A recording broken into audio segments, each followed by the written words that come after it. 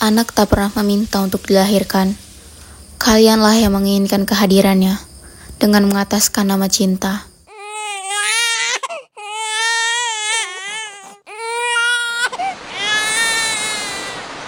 Namun, kenapa setelah dia ada, kalian tidak bisa mencintainya dengan tulus?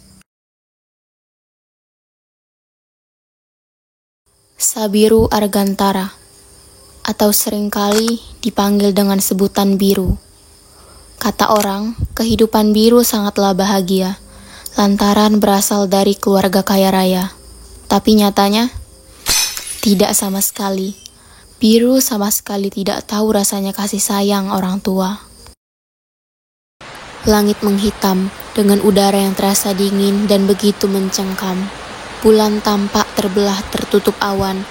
Hujan turun begitu deras dari pagi hingga malam, tanpa ada jeda sedikit pun, menimbulkan bau tanah basah yang tercium begitu pekat. Seorang anak laki-laki berumur 7 tahun yang sedang mendengarkan dongeng yang diceritakan oleh neneknya. Nenek, Biru kangen sama papa dan mama. Tapi kenapa sampai sekarang papa sama mama gak datang? Mereka jadi kesini kan, Nek, buat ketemu sama Biru. Sabar ya, Biru. Mungkin mereka masih dalam perjalanan. Sebentar, Biru. Nenek mau angkat telepon dulu ya. Iya, Nek. Halo, Sahara. Bagaimana? Apakah kamu jadi datang hari ini? Biru sudah menunggu kamu. Baiklah. Nanti coba Bunda bilangin ke Sabiru. Semoga dia bisa mengerti. Siapa nelpon, Nek? Apa itu mama sama papa? Iya, Biru. Mereka yang menelpon. Jadi, mama sama papa udah di mana, Nek? Biru udah gak sabar mau ketemu sama mereka. Mereka gak jadi kesini, Ru. Karena ada urusan mendadak. Kamu yang sabar ya.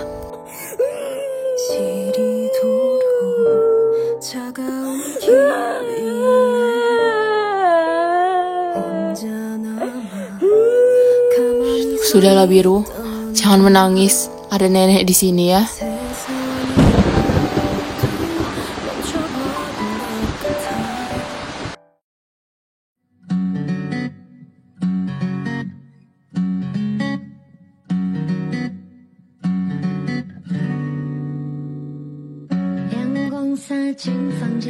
Apa bisa ya suatu hari nanti Biru jadi seorang penulis? Biru, ayo minum susu dulu. Biru lagi ngapain? Biru lagi baca buku, Nek. Buku yang nenek kasih pas Biru ulang tahun. Jadi, Biru suka sama bukunya? Suka, Nek. Ceritanya seru. Biru suka bacanya. Kadang Biru mikir, apakah Biru bisa jadi seorang penulis suatu saat nanti? Bisa kalau kita usaha. Kalau sebatas angan-angan, itu sama halnya Biru bohong sama diri sendiri. Nenek dukung keputusan Biru, apalagi dulu kakek juga seorang penulis. Iya, Nek.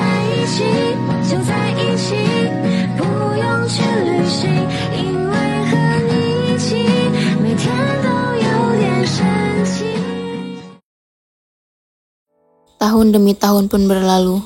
Kini, di sebuah pemakaman tanah kusir yang sunyi, terasa sangat menyedihkan. Setiap ada jenazah yang baru saja dimakamkan, semilir angin berhembus kencang dan menyapu permukaan kulit. Tepat di hari ini, neneknya telah meninggalkannya. Biru harus menahan sakit karena orang yang selalu ada untuknya dan orang yang banyak mengerti tentangnya sekarang sudah pergi. Rasanya dunia tidak pernah adil dengan takdirnya. Tepat di usianya yang ke-15 tahun, neneknya pergi meninggalkannya. Biru menahan sesak yang menyeruak di dada. Rasanya dunia tidak pernah adil dengan takdirnya. Sudah tak terhitung berapa banyak butiran air mata yang membasahi pipi Biru. Laki-laki itu menunduk dalam. Saat itu, hatinya seolah-olah terhujam oleh ribuan belati hingga membuatnya kesakitan. Sudahlah, Biru. Jangan menangis, percuma kalau kamu menangis. Itu gak bakalan ngebuat nenek kembali lagi. Ayo pergi, mama sama papa ada urusan. Kalian benar-benar gak punya hati ya. Padahal nenek baru aja ninggalin kita. Tapi kalian masih mikirin pekerjaan. Kamu tidak tahu apa-apa, Biru. Sudah cukup. Orang yang mati tidak akan pernah kembali lagi. Percuma kamu menangis. Pulang, Ru. Kamu mau sampai kapan di sini? Kamu gak mau ikut kita? Biru hanya terdiam. Dia benar-benar ingin dipeluk saat ini. Karena dunianya benar-benar hancur. Dan sayangnya, tidak ada yang memahaminya saat ini. Ya sudah kalau kamu tidak mau pulang. Kamu mau di sini saja. Kalau kamu butuh uang dan keperluan lainnya, kamu bisa hubungi kami.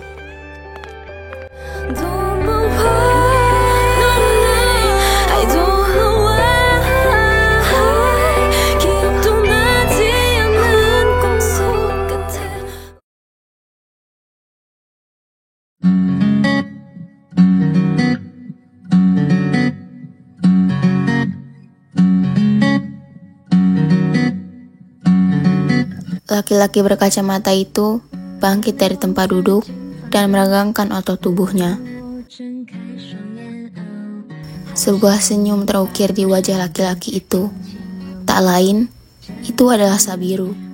Kini, ia sudah memasuki usia 17 tahun.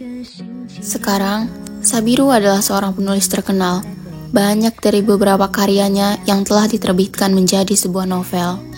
Dan ia juga memiliki banyak followers di sebuah sumber karena cerita novel yang ia tulis. Banyak orang-orang yang bertanya, bagaimana wujud asli dari seorang penulis novel terkenal ini?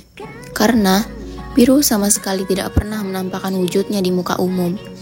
Hal ini yang membuat orang-orang tidak tahu rupa Biru, karena identitas laki-laki ini sangatlah tertutup. Bagi Biru, menulis adalah tempat yang bisa menyalurkan rasa sakitnya. Nenek, apa kabar di sana? Biru udah mewujudkan impian Biru, Nek. Biru udah jadi seorang penulis. Gimana? Nenek udah bangga sama Biru sekarang.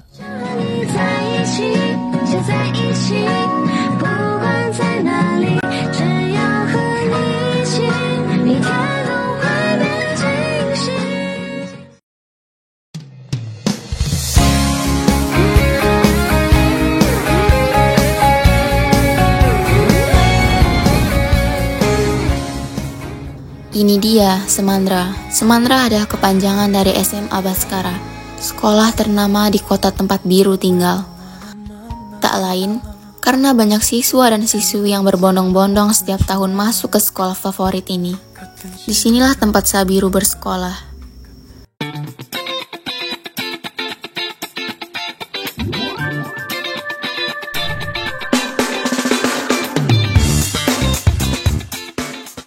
Cih, terlalu easy. Udahlah Bim, buruan, gak usah banyak gaya. Sabiru Argantara adalah putra tunggal kaya raya dari keluarga Keandra Argantara, seorang pengusaha sukses terbesar di kota tempat ia tinggal. Banyak siswi yang mendamba-dambakan sosok Sabiru untuk menjadi miliknya. Alasannya sangat terlihat jelas, tak hanya karena wajahnya yang mapan, tapi masa depan yang sudah dijamin cerah, karena Biru adalah anak tunggal dari keluarga kaya raya yang pasti akan mewarisi harta milik orang tuanya. Tak hanya itu saja, Biru juga adalah siswa yang cukup mentereng di sekolah, karena selalu menduduki peringkat pertama di dalam kelas. Tidak ada yang mampu menggeser posisinya itu, walaupun laki-laki itu sering membolos di jam pelajaran. Dan top 1 lagi luru. Bukan Sabiru namanya jika tidak melakukan sesuatu yang membuat guru marah. Sekarang, lihatlah mereka bertiga yang sedang dihukum oleh Pak Agus karena selalu saja datang terlambat. Perkenalkan, kedua orang ini adalah teman dekat Biru. Yang pertama, ada Sadipta Rahardian. Biru dan teman-teman lainnya sering memanggilnya dengan sebutan Dipta. Untuk orang yang memiliki sifat selengean itu adalah Rajas Bimantara. Orang-orang sering memanggilnya dengan sebutan Bima. Kami berjanji tidak akan telat datang ke sekolah lagi. Dan kalau terlambat lagi, kami akan berjanji lagi. Lagian kan peraturan sekolah dibuat buat dilanggar. Sabiru Argantara dan kamu Rajas Bimantara. Ada apa Pak Agus manggil nama saya? Nama saya bagus ya? Satu kali kalian tidak telat apa tidak bisa. Dan kamu adalah siswa yang berprestasi. Harusnya kamu tahu aturan. Kayak Pak Agus nggak pernah telat aja, padahal setiap hari telat mulu. Kalau Pak Agus telat, pasti aja nggak kena hukum. Tapi kok kalau kita telat kena hukum? Nah iya benar, sama-sama nggak disiplin. Peraturan aneh, dari semesta apa itu? Diam kamu. Saya bertanya kepada Sabiru, bukan kepada kamu Bima. Ih gimana ya Pak? Kalau saya belajar terus, masa SMA saya nggak ada bersejarahnya. Makanya saya ngambil prinsip. Bapak tahu nggak? Apa tuh? Prinsip pinter dulu, terus guna-guna Pak Agus, yang selalu hukum kita. Salah, prinsip gue masih simpel dan nggak ngerugiin orang lain. Apaan tuh? Nakal dulu, terus sukses jadi presiden. Yang ada, dunia hancur kalau lu jadi presiden. Diam, atau saya tambah hukuman kalian. Seramnya. Matanya merah. Tabok aja pak, didiem-diemin malah ngelunjak. Wah, parah. Jahat banget lu sama gue, Dip. Astagfirullah. Dosa apa saya dulu sampai punya siswa nakal seperti kalian? Ya ndak tahu lah kotanya saya. Kalian saya hukum sampai jam istirahat kedua. Kalau kalian berani-berani ninggalin tempat ini, siap-siap saya bakalan ngasih hukuman bersihin toilet di belakang gudang. Dan nulis kata maaf sampai kalian mampus. Pak, bisa dikurangin gak hukumannya? Nanti ketampanan saya bisa hilang gara-gara kulit saya hitam. Itu sih deritamu. Ih, dasar Pak Agus. Kalau gue jadi dukun, udah gue guna-guna tuh dia. Dukun apa? Dukun imitasi. Puas loh.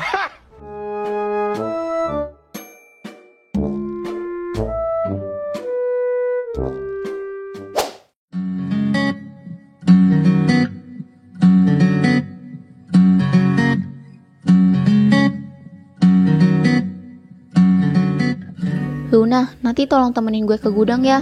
Soalnya gue takut kalau sendirian. Katanya kan di belakang sekolah itu tempatnya angker. Kamu percaya aja? Kalau aku sih enggak, itu pasti cuman akal-akalannya Biru sama teman-temannya supaya nggak ada yang masukin kawasan mereka.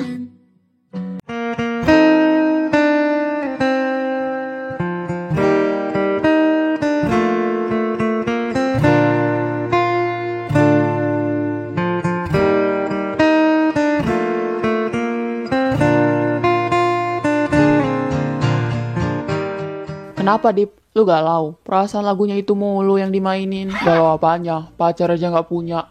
Gue emangnya elo yang punya pacar segudang. Kalau punya muka yang ganteng itu harus dimanfaatin, Dip. Rugi kalau lu punya muka cakep tapi kagak ada ceweknya. Harusnya lu punya pacar banyak kayak gue, baru pro. Ingat, masa remaja itu harus dimanfaatkan buat bahagia, bukan buat menyendiri, apalagi sakit hati. Lu aja kali, laki-laki mahal itu cuman cukup sama satu cewek aja. Lu juga, Ru, cewek gue udah banyak bertebaran.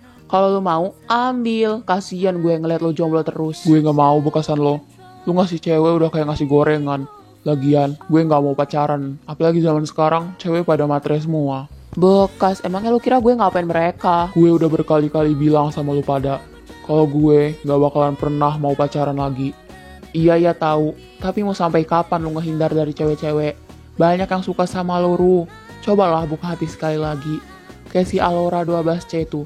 Dia udah suka sama lo dari pas hari pertama kita MPLS. Nah, bener tuh. Alora cakep, men. Keluarganya juga kaya. Ya, sepadan lah kalau bersanding sama lo. Sekali gue bilang enggak ya enggak. Alah, nelen ludah sendiri tuh gak enak tau, Ru. Tahu tuh. Kalau lo sampai pacaran, beliin gue sama Bima PS5 gimana? Oke, siapa takut. Nanti temenin aku ke toko buku ya, Luna. Kemarin ada buku yang baru aja rilis. Dasar maniak buku. Gue lihat kamar lo penuh sama buku-buku novel. Memangnya semua itu udah dibaca? Belum. Untuk sekarang masih jadi pajangan aja. Antaraya Senja, atau sering dipanggil dengan sebutan Senja. Ia adalah siswa baru di Semandra yang baru saja pindah 2 bulan lalu. Dan ini Aluna Revana, satu-satunya teman dekat yang Senja miliki. Bicaranya emang agak ceplos-ceplos kepada Senja, tapi sebenarnya Luna adalah orang yang baik. Gue sempet mikir deh, kalau gue punya cowok terus sifatnya kayak karakter fiksi, entah sebahagia apa hidup gue, Lun. Kenapa lu sesuka itu sih sama cowok fiksi yang udah jelas-jelas nggak nyata? Karena cowok fiksi itu sempurna, menarik, dan gak mandang fisik. Gak kayak cowok real life, udah jelek kayak Opet, banyak gaya lagi. Ya karena itu tulisan manusia. Denger ya, di dunia ini gak ada cowok yang modelan kayak karakter fiksi. Mereka itu gak mungkin ada, dan gak mungkin bisa jadi nyata.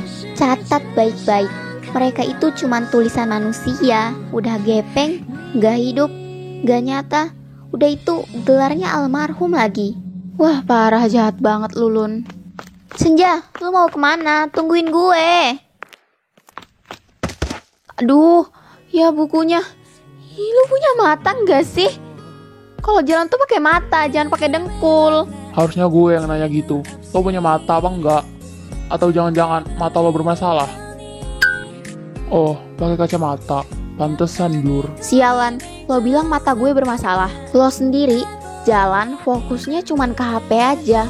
Salah siapa? Lo atau gue yang gak punya mata? Udah ngomelnya.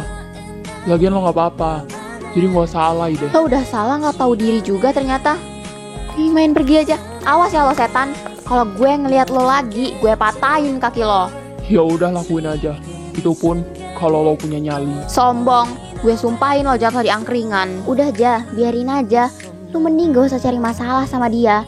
Dengerin kata gue kalau lu gak mau nyesel.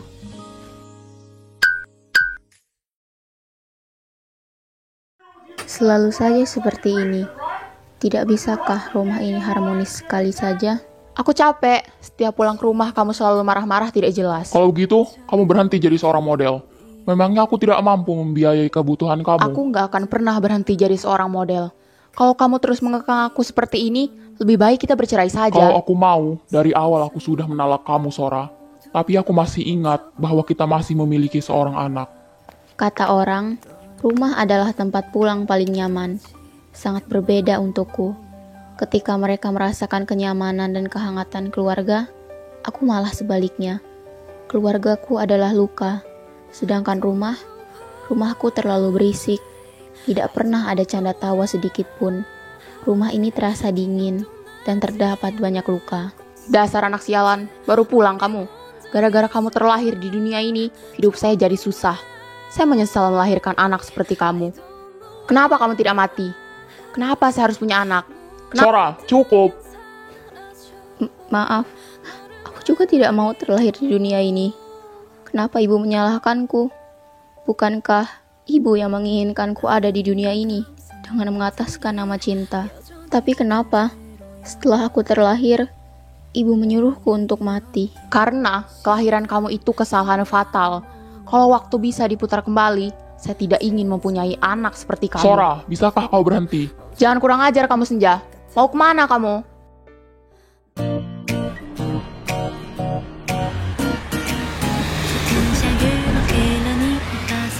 Ruh, hari ini jadwal kita buat ketemu sama mereka kan? Iya, dan juga nanti kita belinya lebih banyak daripada biasanya. Soalnya mereka bilang mereka ketemu sama teman-teman baru. Oh, ya udah dong kalau gitu.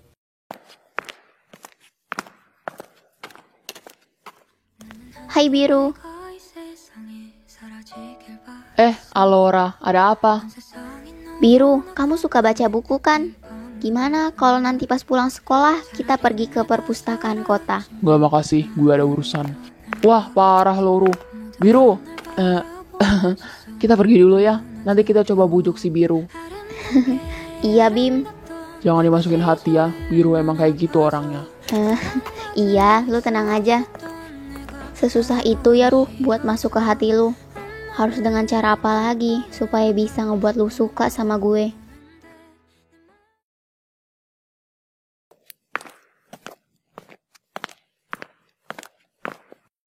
Kak Biru minta nomornya Kak dong. Dita Nyanyiin satu lagu romantis buat kita dong. Kak Bima, kita minta nomor kakak boleh kan?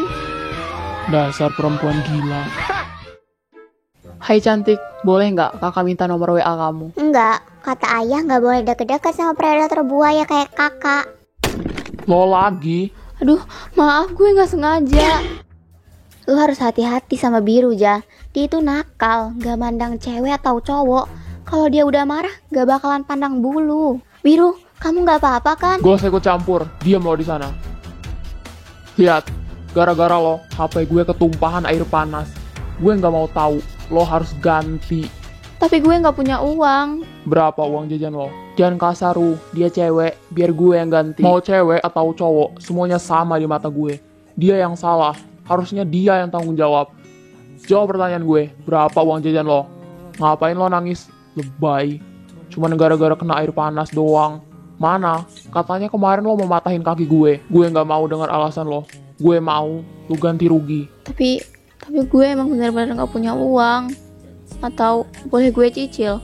Kasih gue waktu 1 minggu buat ngumpulin uang itu. Apa lo bilang? Cicil? Kalau gitu caranya, mau sampai lo tua juga gak bakalan sanggup ngebayar utang lo. Kalau lo nggak sanggup bayar, sebagai gantinya mulai sekarang lo jadi budak gue. Bro, apa itu nggak keterlaluan? Kenapa lo diam aja? Mau apa enggak? Kalau nggak bayar cash 30 juta sekarang. Anjrit, 30 juta, gue kira cuma 2 juta atau 3 juta. Gimana ini? Mau apa enggak? Nggak mau. Ya udah, bayar sekarang. Kalau lu nggak mau jadi budak gue,